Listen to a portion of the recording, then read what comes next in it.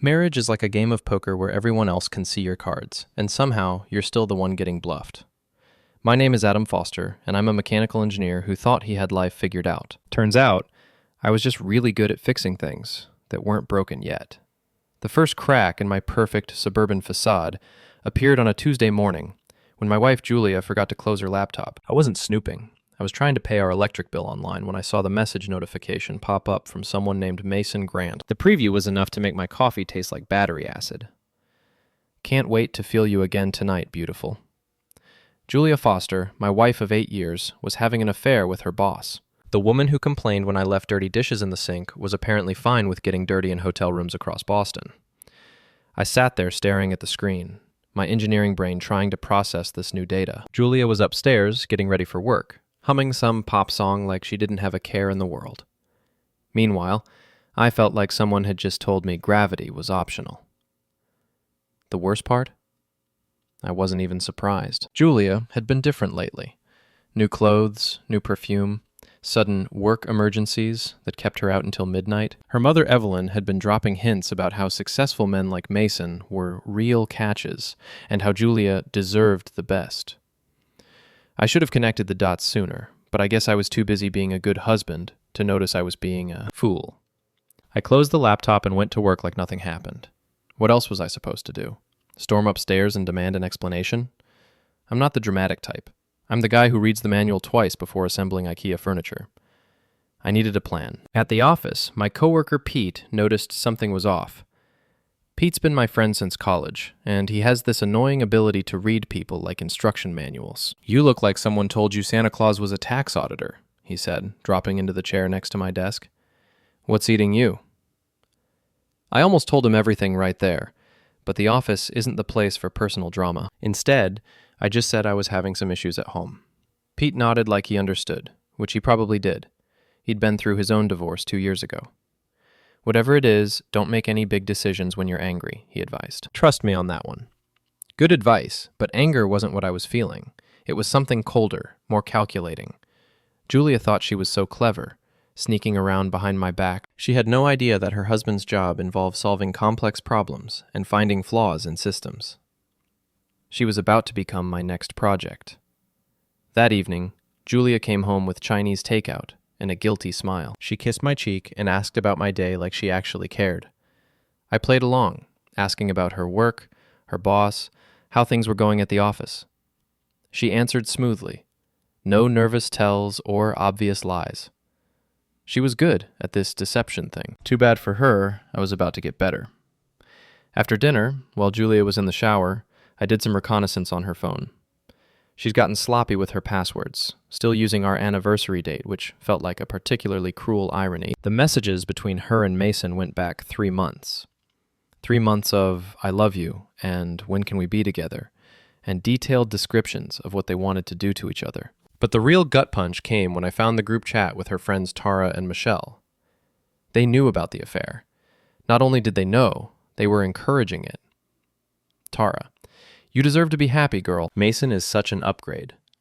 Michelle: "Adam's sweet, but he's so ordinary. You need someone with ambition."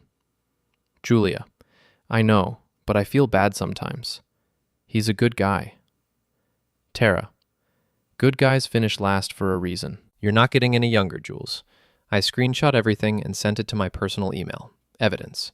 Engineers always document their findings. The next morning, Julia left for work early, claiming she had a breakfast meeting. I called in sick and followed her. She drove straight to the Marriott downtown, where Mason was waiting in the parking lot. Tall, silver-haired, expensive suit. He looked like the kind of guy who'd never changed his own oil or fixed a leaky faucet. He looked like everything I wasn't. They went inside together, and I sat in my car feeling like the world's biggest idiot. But idiots don't usually have engineering degrees and access to industrial equipment. Idiots don't know how to take apart complex systems and put them back together in ways that serve their purposes better. I drove home and started planning. The opportunity for phase 1 of my plan came gift-wrapped with a bow, courtesy of Julia's mother, Evelyn. The old bat posted vacation photos on Facebook, tagging Julia in pictures from what was supposed to be a girls' trip to Martha's Vineyard. Except Julia wasn't with the girls. She was with Mason. both of them grinning like teenagers at some fancy resort. Evelyn had screwed up, posting the wrong photos. Julia was supposed to be at a work conference in Hartford, not sipping champagne with her lover on a beach. The metadata on the photos even showed the location and timestamp. Amateur hour. I saved the photos and checked Julia's credit card statements online. Sure enough, charges for the same resort, same dates. She'd been financing her affair with our joint account. My money was paying for her betrayal. That stung more than I expected. While Julia was off playing house with Mason, I got to work. First, I packed all her belongings, clothes, jewelry, personal items, even that stupid decorative pillow she loved, into neat boxes. I labeled each one carefully, like the organized engineer I am. Then I shipped them all to her mother's house with a note. Julia asked me to send these. She said she won't be needing them anymore. Pete came over to help me rearrange the furniture. You sure about this, man? This seems pretty final. It is final, I said, moving Julia's vanity table toward the door. She made her choice 3 months ago. I'm just acknowledging reality. What are you going to tell her when she gets back? The truth. That I know about Mason, I know about the lies, and I know about her friends encouraging her to cheat. I'm done pretending to be stupid. Pete whistled low. That's going to be one hell of a conversation. Actually, I don't think there's going to be much conversation at all. I was right. Julia came home Sunday evening, expecting to slip back into our routine. She walked through the front door calling my name, probably planning to tell me some elaborate story about her conference. Instead, she found me sitting in the living room reading a book, surrounded by empty spaces where her things used to be. Adam? Where are all my things? I looked up from my book, a manual on security systems, actually. I sent them to your mother's house. Figured you'd want them there since that's where you'll be living. The color drained from her face. What are you talking about? I'm talking about Mason Grant. I'm talking about the Marriott. I'm talking about Martha's Vineyard and your mother's Facebook photos. I'm talking about 3 months of lies. I closed the book and stood up. I'm talking about the fact that you've been cheating on me with your boss and financing it with our money. Julia's mouth opened and closed like a fish out of water. Outside, a car honked impatiently. Mason, waiting to see how his girlfriend handled her husband. Adam, I can explain. No need. I've seen the messages. I've seen the photos. I've seen the credit card statements. I've even seen the group chat where your friends talk about what an upgrade Mason is. I walked toward the door. The only thing I can't figure out is why you didn't just ask for a divorce instead of sneaking around like a teenager. Because I didn't want to hurt you.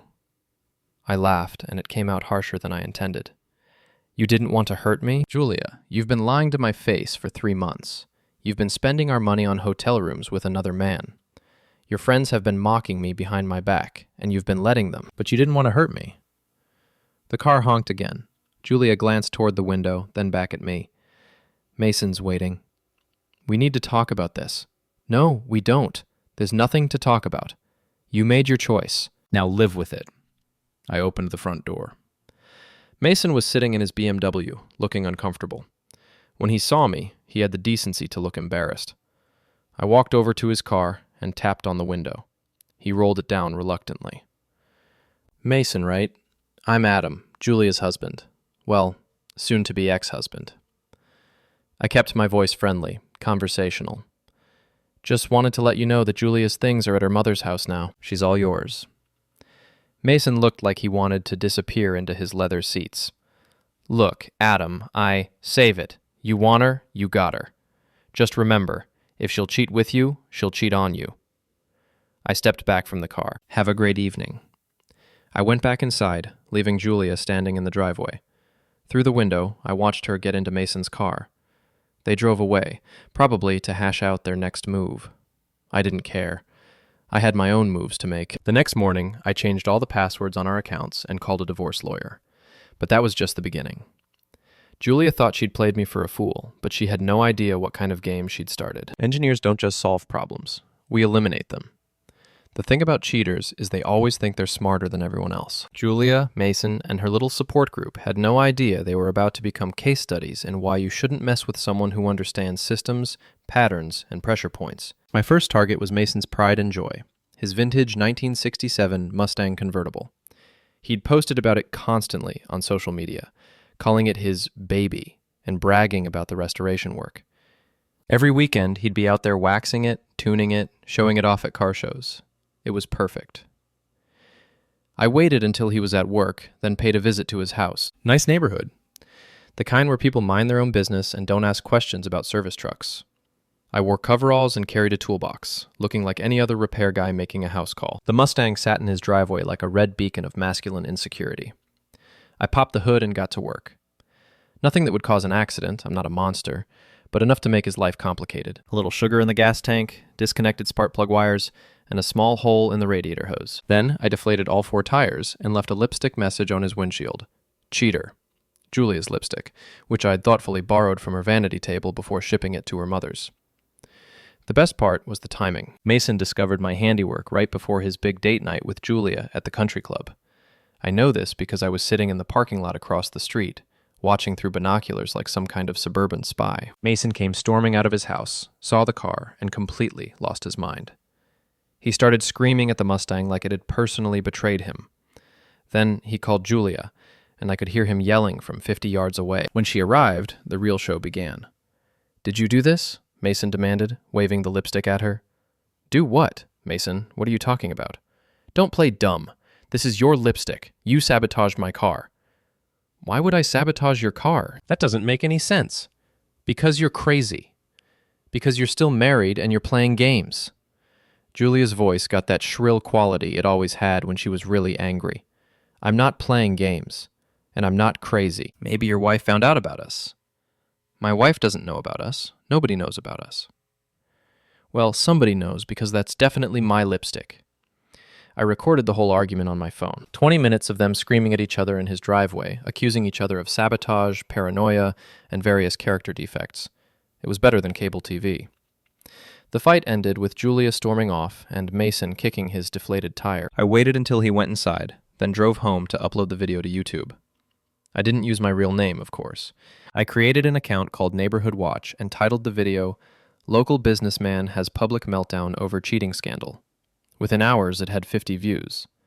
By the end of the week, it was up to 500. Mason's neighbors, co-workers, and country club buddies were all getting a front row seat to his personal drama. The comments were brutal. "Isn't that the guy from Grant Financial? His wife must be mortified. Karma's a beautiful thing. That woman sounds like a piece of work too." But I wasn't done.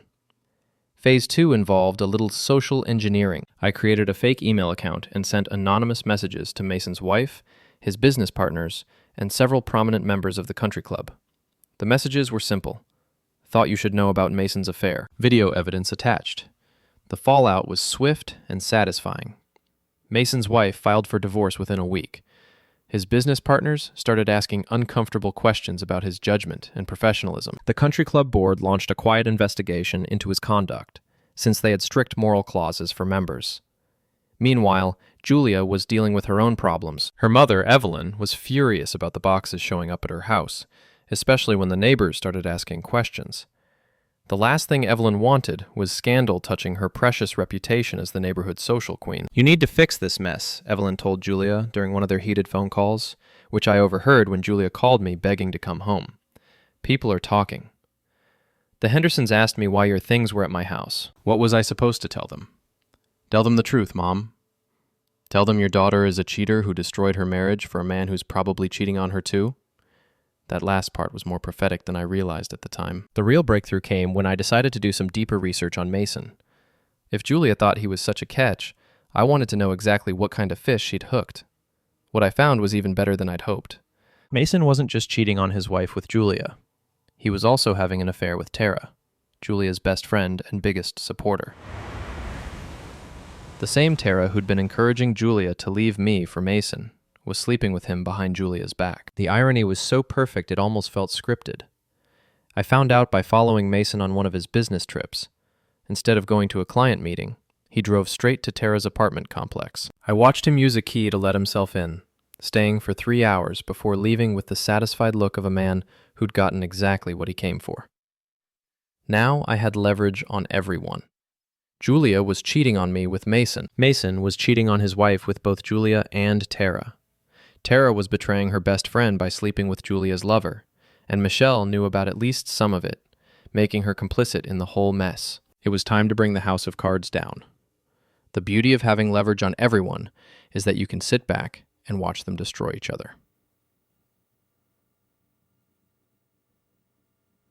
All it takes is the right nudge at the right time, like loosening a bolt in a machine and waiting for the whole thing to shake apart. My opportunity came when Julia decided to retrieve some items she'd forgotten, specifically my grandfather's tools and some family photos that she claimed were ours, but were actually mine from before we got married. She must have assumed I'd be at work, but I'd started taking random days off to monitor the situation. Call it quality control. I was sitting in my kitchen drinking coffee when I heard the garage door opener activate. Julia had kept her remote, apparently thinking she still had access to the house. Through the window, I watched her pull into the driveway with Tara riding shotgun for moral support. They looked like a couple of teenagers sneaking into their parents' house. I could have confronted them immediately, but where's the fun in that? Instead, I activated the security system I'd installed the week before. Cameras, motion sensors, and a very loud alarm that would wake the dead. Then I called the police to report a break-in. Julia and Tara made it about 5 minutes before triggering the motion sensor in the garage.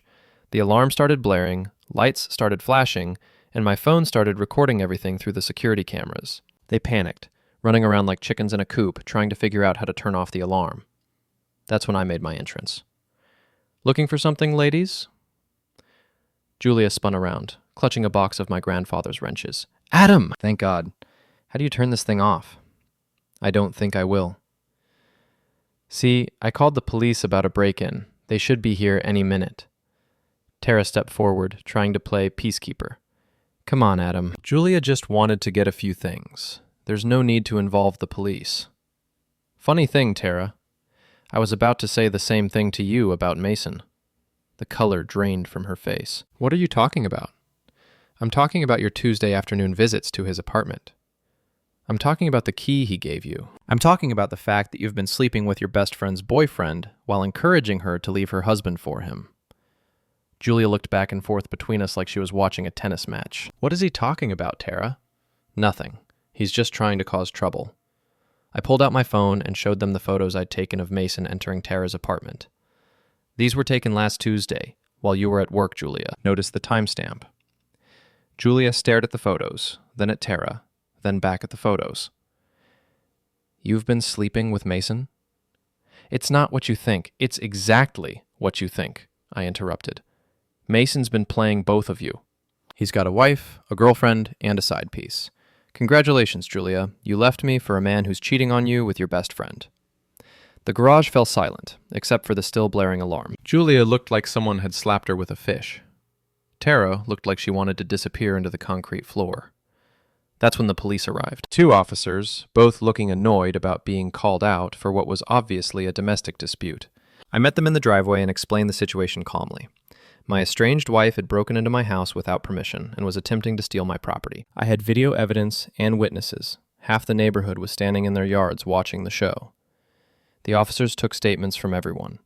Julia tried to claim she had a right to be there, but she couldn't explain why she'd used the garage door instead of knocking, or why she was taking items that predated our marriage. Tara tried to claim she was just providing emotional support, but she couldn't explain why she looked guilty as hell when I mentioned Mason. In the end, the police issued Julia a trespass warning and told her to contact a lawyer if she wanted to retrieve any property. They also suggested that everyone involved might want to consider family counseling, which made me laugh out loud. After the police left, the real drama began.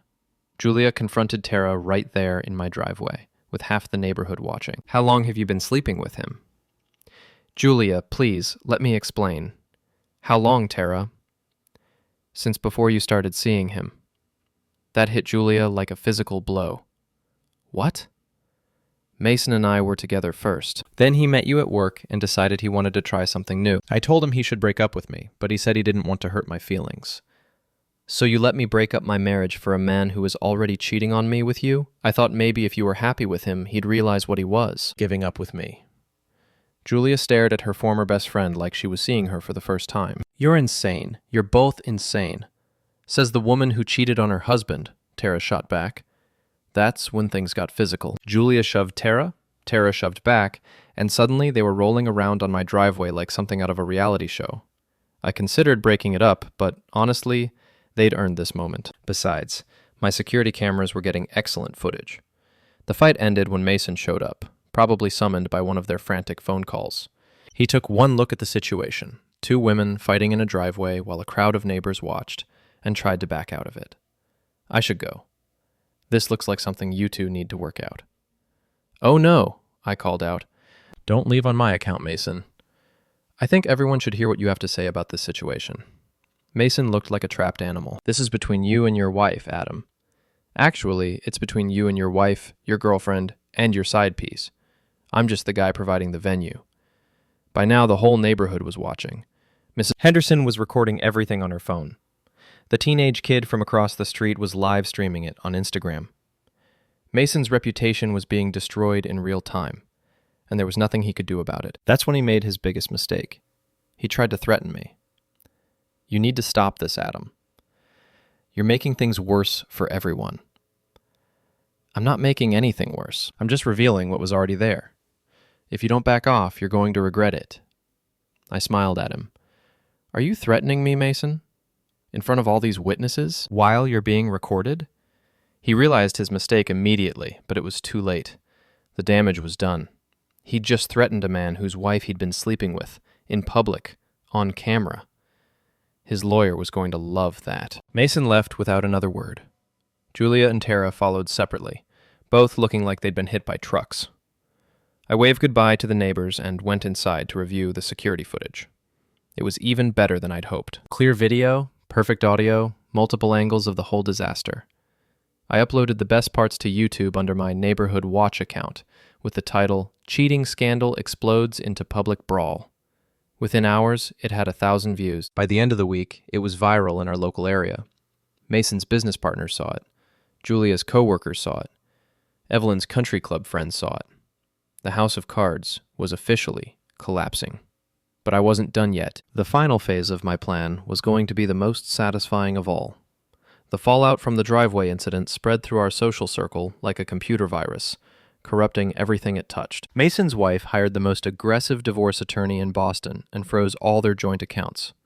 Julia got fired from her job after HR reviewed the security footage and decided she was a liability to the company's reputation. Tara lost her position at the marketing firm where she worked when someone anonymously sent the videos to her boss. But the real prize was watching Evelyn's world crumble. Julia's mother had spent decades building her reputation as the neighborhood's moral authority. The woman who organized charity events and judged everyone else's life choices. Having her daughter exposed as a cheater who got into public brawls over a man who was playing her was social suicide. The final nail in Evelyn's coffin came when I discovered her little secret. While researching property records for the divorce proceedings, I found something interesting. Evelyn had been bribing a city inspector to overlook code violations in her rental properties. She owned 3 apartment buildings that were supposed to be up to modern safety standards but weren't, and she'd been paying Inspector Rodriguez $500 a month to look the other way. I documented everything: bank records, inspection reports, email communications, and sent it all to the city council with a note. Thought you should know about this ongoing corruption in your building inspection department. The investigation was swift and thorough. Rodriguez got fired and faced criminal charges. Evelyn got hit with massive fines and was forced to bring all her properties up to code, costing her nearly $100,000. She also lost her position on the charity board and her membership in the country club. Julia called me crying after her mother's scandal broke. Adam, please, you have to stop this. My mother didn't do anything to you. Your mother has been calling me worthless for 8 years. She encouraged you to cheat on me. She told you I wasn't good enough for her precious daughter. Now she's facing the consequences of her own illegal actions. This is destroying our whole family. No, Julia. You destroyed your family when you decided to cheat on your husband. I'm just making sure everyone knows the truth about who you really are. The truth was spreading faster than I could have imagined. Mason's business was hemorrhaging clients who didn't want to be associated with the scandal. Julia was blacklisted from every accounting firm in the city after word got around about why she'd been fired. Tara had moved back in with her parents and was working at a coffee shop. But I saved the best for last. Through my research, I'd discovered that Mason had been using company funds to pay for his hotel rooms with Julia and Tara. It wasn't technically embezzlement since he was a partner in the firm, but it was definitely a violation of their partnership agreement and their fiduciary duty to clients. I sent this information to the state board that regulated financial advisors, along with copies of all the evidence I'd gathered. The board launched an investigation that resulted in Mason losing his license and being forced out of his own company. His former partners sued him for damages to their reputation and business. He went from being a successful financial advisor to being unemployable in his field. Meanwhile, I was thriving. My boss had seen the security footage like everyone else, but instead of being embarrassed, he was impressed by the system I'd designed. He offered me a promotion and a raise, saying the company could use someone with my creative problem-solving skills. Pete thought I'd gone too far. "Don't you think they've suffered enough?" he asked during one of our lunch meetings. "Have they apologized? Have they shown any remorse? Have they taken responsibility for what they did?" I shook my head. "They're only sorry they got caught. If I hadn't exposed them, they'd still be laughing about what a fool I was." "But you've destroyed their lives." "I didn't destroy anything. I just revealed what was already there." Julia chose to cheat. Mason chose to manipulate two women at once. Tara chose to betray her best friend. Evelyn chose to break the law. I just made sure there were consequences for their choices. The final confrontation came 3 weeks later, on a rainy Thursday evening. I was at home working on a new security project when I heard cars pulling into my driveway. Through the window, I saw Julia, Mason, Tara, and Evelyn getting out of two separate vehicles. They looked like a delegation coming to negotiate a surrender. I activated my security system and opened the front door before they could knock. "Well, well, the whole gang's here. What can I do for you?" Julia stepped forward as their apparent spokesperson. "We need to talk." "About what?" "About ending this. About you stopping whatever game you're playing and letting us move on with our lives." I laughed. "Game? You think this is a game? Julia, you cheated on me for 3 months. Mason, you manipulated 2 women while lying to your wife. Tara, you betrayed your best friend for a man who was using you. Evelyn, you've been breaking the law and calling me worthless for years, and you think I'm playing a game?" Mason stepped forward, trying to look intimidating. "You've made your point, Adam. We get it. We screwed up. But enough is enough." "Enough? Mason, you threatened me in my own driveway. You stole from your clients to pay for hotel rooms. You destroyed 2 marriages and a friendship because you couldn't keep it in your pants. And you think enough is enough? What do you want?" Evelyn demanded. "Money? An apology? What will it take for you to stop this vendetta?" "I want you to understand something," I said, looking at each of them in turn. "Actions have consequences.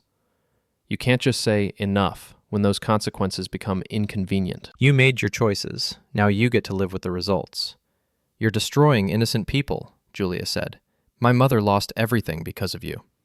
"Your mother lost everything because she was bribing city officials. I just made sure the right people found out about it."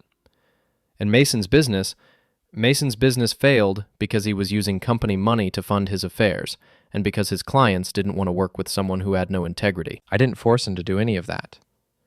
Tara finally spoke up. "What about me? I lost my job, my apartment, my friends. What did I do that was so terrible?" "You helped destroy a marriage while sleeping with your best friend's boyfriend. You encouraged Julia to leave me for a man you knew was playing both of you. You participated in a group chat where you all mocked me and called me worthless. Did you think there wouldn't be consequences for that?" They stood there in the rain, looking like the defeated army they were. Everything they'd built, their relationships, their careers, their reputations, was gone. They'd lost it all through their own choices, but they wanted to blame me for exposing the truth. "So, what happens now?" Mason asked. "You've won. We're all destroyed. Are you happy?" I considered the question seriously. Was I happy? I'd gotten my revenge, proven I wasn't the fool they thought I was, and ensured that their actions had real consequences. But happy wasn't the right word. "I'm satisfied," I said finally. "Justice has been served. The truth has been revealed. People who thought they could manipulate and betray others without consequences have learned otherwise." "And us?" Julia asked. "What happens to us?" "You figure out how to rebuild your lives with the knowledge that actions have consequences. Maybe next time you'll think before you decide to hurt someone who trusted you." They left without another word, driving away into the rain like the broken people they'd become. I watched them go, then went inside to finish my security project. The next morning, I filed the final divorce papers. Julia didn't contest anything, she couldn't afford a lawyer, and she knew I had enough evidence to destroy her in court. The divorce was finalized within 60 days. 6 months later, I heard through Pete that Julia had moved to another state to start over. Mason was working at a car dealership, selling used vehicles for a fraction of what he used to make. Tara had enrolled in community college, trying to learn a new trade. Evelyn had sold her rental properties to pay the fines, and was living in a small apartment, her social standing permanently destroyed.